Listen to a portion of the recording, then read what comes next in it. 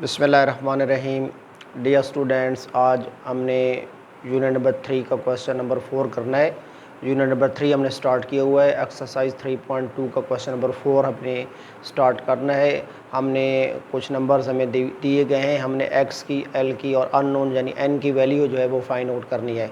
तो question number 1 की जो स्टेटमेंट है वो है log of 81 to the base 3 is equal to 7। चूँकि ये log से रिलेटेड क्वेश्चंस हैं तो डियर स्टूडेंट्स, प्रीवियस लेक्चर्स में log को डिफ़ाइन किया गया है। आप वहाँ से उन वीडियोस को देख के आप अच्छे तरीके से वो कंसेप्ट जो है वो रिवाइज़ कर सकते हैं। तो यहाँ पे हमारे पास एक स्टेटमेंट लॉगरिथमिक फॉर्म में गिवन है। हमने l को जो है वो फाइंड आउट करना है, यानी अननोन हमने फाइंड करना है l। तो log of 81 to the base 3 equal to l, ये एक स्टेटमेंट है। हमने इसमें से l फाइंड करना है, यानी हमने 81 का log with respect to base 3 find out करना है। तो डियर स्टूडेंट्स, ये हमारे पास जितने भी पार्ट्स हैं, जिसमें हमारे पास फर्स्ट पार्ट में बेस 3 है, सेकंड पार्ट में बेस a है, थर्ड पार्ट में बेस 5 है। तो ये डिफरेंट बेसिस के क्वेश्चन है, यानी ये कॉमन लॉगरिथम नहीं है। कॉमन लॉगरिथम्स वो होते हैं जिनकी बेस 10 होती है, यानी डिफरेंट बेसिस के लॉगरिथम्स हैं और इनमें से हमने अननोन की वैल्यू जो वो फाइंड आउट करनी है। तो हमारे पास यहाँ पे अननोन क्वेश्चन नंबर 4 के पार्ट नंबर 1 में l है, तो ये हमारे पास लॉगरिथमिक फॉर्म में है। हम इसको एक्सपोनेंशियल में कन्वर्ट करके l की वैल्यू फाइंड आउट कर लेंगे। तो सबसे पहले हम सोल्यूशन में लिखेंगे l equal to question mark, फिर हम यहाँ पे जो गिवन स्टेटमेंट है वो लिखेंगे। गिवन दैट कि जो हमें गिवन है हम वो यहाँ पे राइट कर लेंगे। गिवन है हमारे पास log of 81 to the base 3 is equal to l। हम इस लॉगरिथमिक फॉर्म को एक्सपोनेंशियल में कन्वर्ट कर लेंगे। तो जब भी लॉगरिथमिक फॉर्म को एक्सपोनेंशियल में कन्वर्ट किया जाता है तो log को रिमूव कर देंगे और 81 और l को इंटरचेंज कर देंगे, यानी इन दोनों की जगह जो है आपस में चेंज कर लेंगे। तो यहाँ बन जाएगा 3 पावर l, यानी 81 की जगह पे l आ जाएगा और l की जगह पे 81 आ जाएगा। अब हमने 81 को फैक्टराइज कर लेना है। 81 की फैक्टराइजेशन हमारे पास होती है 3 मल्टीप्लाइड बाई 3, क्योंकि 9 टाइम 81 होता है, तो फिर 9 की फैक्टराइजेशन होती है 3 मल्टीप्लाइड बाई 3 और फिर 9 की फैक्टराइजेशन होती है 3 मल्टीप्लाइड बाई 3। तो ये आ जाएगा 3 power l is equal to, चूँकि बेसिस सेम है, इक्वल टू के बाद मल्टीप्लाई हो रहे हैं, बेसिस सेम हूँ मल्टीप्लाई हो रही हूँ, तो रूल हमारे पास ये है कि लॉज ऑफ एक्सपोनेंट्स हमने पढ़े थे, उसके मुताबिक एक बेस लेके पावर्स को प्लस कर लेते हैं। तो 3 बेस है, एक्सपोनेंट 1 है, 3 बेस है, एक्सपोनेंट 1 है। जब भी एक्सपोनेंट प्लस 1 होगा तो लिखा हुआ नहीं है, वो लिखते नहीं है, ठीक है। अब जब 1 + 1 करेंगे 2 हो जाएगा, 2 + 1 3, 3 + 1 4, तो पावर्स को प्लस कर लेंगे। अगर आप गौर से देखें तो लेफ़्ट साइड पे बेस 3 है, जो नंबर लिखा हुआ है उसकी बेस 3 है, राइट साइड वाले नंबर की बेस भी 3 है। इक्वलिटी ऑफ बेसिस के रूल के मुताबिक अगर हमारे पास लेफ़्ट और राइट साइड्स की बेसिस इक्वल हो तो हम पावर्स को इक्वल लिख लेते हैं, यानी l इज़ इक्वल टू 4, यानी 3 पावर l जो है वो 3 पावर 4 है। तो यहाँ l जो है 3 की पावर l जो है इस 3 की पावर 4 की इक्वल होगी, यानी l इक्वल टू 4 हमारे पास होना चाहिए, और होना भी यही चाहिए क्योंकि 3 रेज़ टू द पावर 4 ही 3 रेज़ टू द पावर 4 की इक्वल हो सकता है। सो अननोन l जो हमारे पास है यहाँ पे 4 होगा, यानी log of 81 to the base 3 जो है वो 4 होगा, क्योंकि बेस की जितनी पावर होती है वो चूँकि उस नंबर की इक्वल हो जाती है तो वो उस नंबर का log होता है। अब हमने देखना है पार्ट नंबर 2। पार्ट नंबर 2 में अननोन जो है हमारे पास a है। स्टेटमेंट है log of 6 to the base a is equal to 0.5।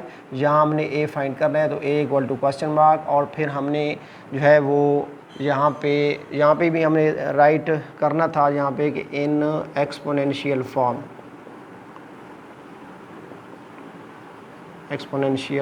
यानी लॉगरिथमिक से एक्सपोनेंशियल में कन्वर्ट किया था।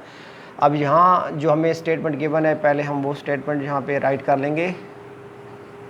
गिवन दैट है हमारे पास log of 6 to the base a is equal to 0.5, ये इक्वल टू, अब हम इस लॉगरिथमिक फॉर्म को एक्सपोनेंशियल में कन्वर्ट कर देंगे इन एक्सपोनेंशियल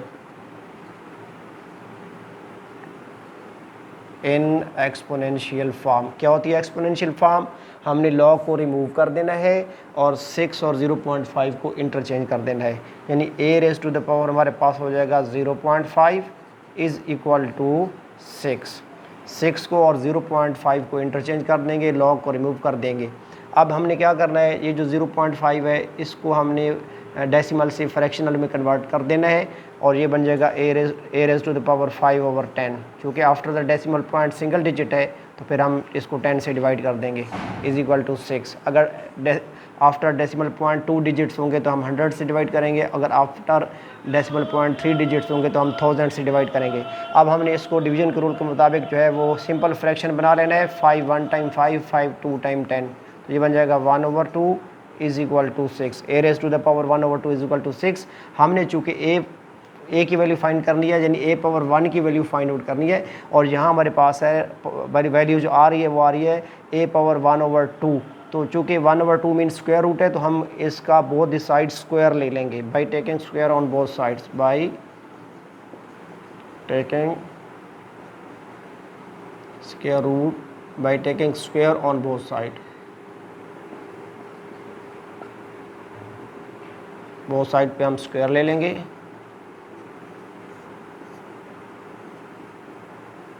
का square law of power use होगा। किसी बेस की 2 पावर दूँ, एक ब्रैकेट के अंदर एक ब्रैकेट के बाहर, तो अंदर वाली पावर को बाहर वाली पावर से मल्टीप्लाई कर लेते हैं। तो a की पावर 1/2 को 2 से मल्टीप्लाई करेंगे इज इक्वल टू 6। तो 2 से 2 कैंसिल हो जाएगा। तो हमारे पास चूँकि यहाँ हमने 6 का भी स्क्वायर लेना, तो 6 का स्क्वायर होता है 36, 6 मल्टीप्लाइड बाई 6 36।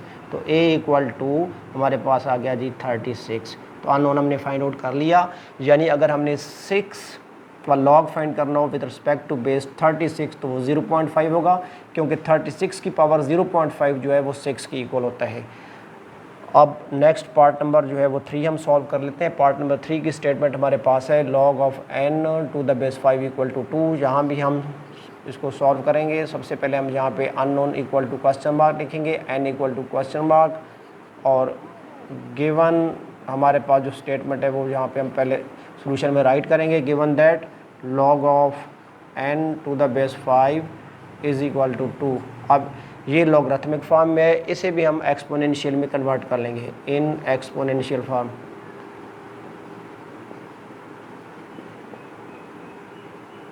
ये लॉग रिमूव हो जाएगा, 5 raise to the power 2 is equal to n। कैसे एक्सपोनेंशियल में कन्वर्ट करने का मेथड ये है कि आपने लॉग को रिमूव कर देना है, n और 2 को इंटरचेंज कर देना है, यानी n की जगह पे 2 आ जाएगा और 2 की जगह पे n आ जाएगा। अब 5 बेस है, पावर 2 है, किसी भी बेस की जितनी पावर होती है उस बेस को उतने टाइम मल्टीप्लाई करके सॉल्व कर लेते हैं। 5 पावर 2 मीन 5 मल्टीप्लाइड बाई 5, यानी 5 को 2 टाइम मल्टीप्लाई करेंगे, 5 टाइम 25, तो n इक्वल टू हमारे पास आ गया 25, n इक्वल टू 25। नेक्स्ट हमारे पास जो है वो पार्ट नंबर 4 है। पार्ट नंबर 4 की हमारे पास स्टेटमेंट है 10 raise to the power p is equal to 40। तो डियर स्टूडेंट, ये हमारे पास जो है वो एक्सपोनेंशियल फॉर्म में है, इसको लॉगरिथमिक में कन्वर्ट करके फिर हम जो अननोन है उसको फाइंड आउट कर लेंगे। ये हमारे पास अननोन जो है वो p है, तो हम यहाँ पर लिखेंगे p equal to question mark, ठीक है, और गिवन दैट जो गिवन है वो यहाँ पे हम राइट कर लेंगे। हमें गिवन है 10 raise to the power p is equal to 40। अब हमने इस एक्सपोनेंशियल फॉर्म को लॉगरिथमिक फॉर्म में कन्वर्ट कर लेना है इन लॉग फॉर्म। एक्सपोनेंशियल से लॉगरिथमिक में कन्वर्ट किया जा सकता है और लॉगरिथमिक से एक्सपोनेंशियल में कन्वर्ट किया जा सकता है। अब इसको हम कैसे इस एक्सपोनेंशियल को लॉगरिथमिक में कन्वर्ट करेंगे, उसका मेथड ये है कि 10 को बेस बनाते हुए हम लॉग ले लेंगे, यानी लॉग राइट करेंगे, लॉग ऑफ अब p और 40 को इंटरचेंज कर देंगे, log of 40 to the base 10 is equal to p, यानी p और 40 को इंटरचेंज करेंगे, 10 को बेस बनाते हुए लॉग ले लेंगे, तो हमारे पास बन जाएगा log of 40 to the base 10 is equal to p। और किसी भी लॉग की बेस 10 हो तो वो कॉमन लॉगरिथम का क्वेश्चन बन जाता है, यानी हमने 40 का लॉग फाइंड करना है विद रिस्पेक्ट टू बेस 10, यानी 10 की कितनी पावर होगी वो 40 बन जाए, यानी p जो है असल में इस बेस 10 की पावर होगी जो 40 बन जाएगी। तो हमने यहाँ पे 40 का लॉग फाइंड करना है विद रिस्पेक्ट टू बेस 10, और इसके लिए हमने लॉग टेबल जो है वो यूज़ करने हैं। तो चूँकि क्वेश्चन नंबर 1 में लॉग फाइंड आउट करना हमने सीख लिया था, इसलिए उस मेथड को हम यहाँ पे यूज़ करेंगे। तो किसी भी नंबर का लॉग फाइंड करना हो डियर स्टूडेंट्स, वो नो दैट के उसमें हमें 2 वैल्यूज़ चाहिए होती हैं, एक उस नंबर का करैक्टरिस्टिक्स, एक उस नंबर का हमें चाहिए होता है मैंटीसा। तो करैक्टरिस्टिक्स थ्रू इंस्पेक्शन यानी थ्रू साइंटिफिक नोटेशन जो है वो फाइंड आउट कर लेंगे, और उसके बाद हम मैंटीसा जो है वो through log table find out करेंगे। तो हमारे पास लॉग ऑफ 40 आ जाएगा, जिसकी बेस 10 है, उसका लॉग हम फाइंड आउट कर लेंगे। तो सबसे पहले हमने यहाँ पे 40 का जो है वो करैक्टरिस्टिक फाइंड करना है। तो 40 का करैक्टरिस्टिक फाइंड करने के लिए 40 को हम साइंटिफिक नोटेशन में कन्वर्ट कर देंगे। साइंटिफिक नोटेशन में कन्वर्ट करने के लिए सबसे पहले हमने इसका पॉइंट देखना है। अगर आप गौर से देखें तो इसका पॉइंट कहीं भी राइट नहीं किया गया, तो आफ्टर यूनिट प्लेस होगा, जहाँ पे होगा, जहाँ से 1 डिजिट मूव करके जहाँ आएगा, तो आप इसको जब साइंटिफिक नोटेशन में कन्वर्ट करोगे तो 4 multiply by 10 raise to the power 1, क्योंकि पॉइंट जो है वो 1 डिजिट राइट से लेफ़्ट की तरफ मूव करके गया है, तो 10 की पावर जो है 1 है। इसलिए 40 का जो लॉग फाइंड करेंगे तो उसका करैक्टरिस्टिक 1 होगा। यहाँ पे उस सबसे पहले करैक्टरिस्टिक राइट करते हैं और फिर पॉइंट लगेंगे, क्योंकि mantissa is always fractional part. फिर हम लॉग टेबल में 40 को 0 में देखेंगे। जब वहाँ 40 को 0 में देखेंगे तो हमारा आंसर आ जाएगा 6021, यानी 40 का मैंटीसा हमने फाइंड करना है। तो लॉग टेबल में 40 को 0 वाले कॉलम में देखेंगे तो हमारे पास वहाँ पे अमाउंट होगी 6021, जो कि ऑलवेज फ्रैक्शनल पार्ट होता है। तो पी हमारे पास आ गया 1.6021। तो चूँकि जो फाइंड करना है उसको लेफ्ट हैंड साइड पर राइट करना है और आंसर जो है वो राइट हैंड साइड पर होना चाहिए। तो 1.6021 यानी 10 की पावर हमारे पास 1.6021 हो, 10 की पावर 1.6021 हो तो वो 40 की इक्वल होता है। Dear students, very important question था।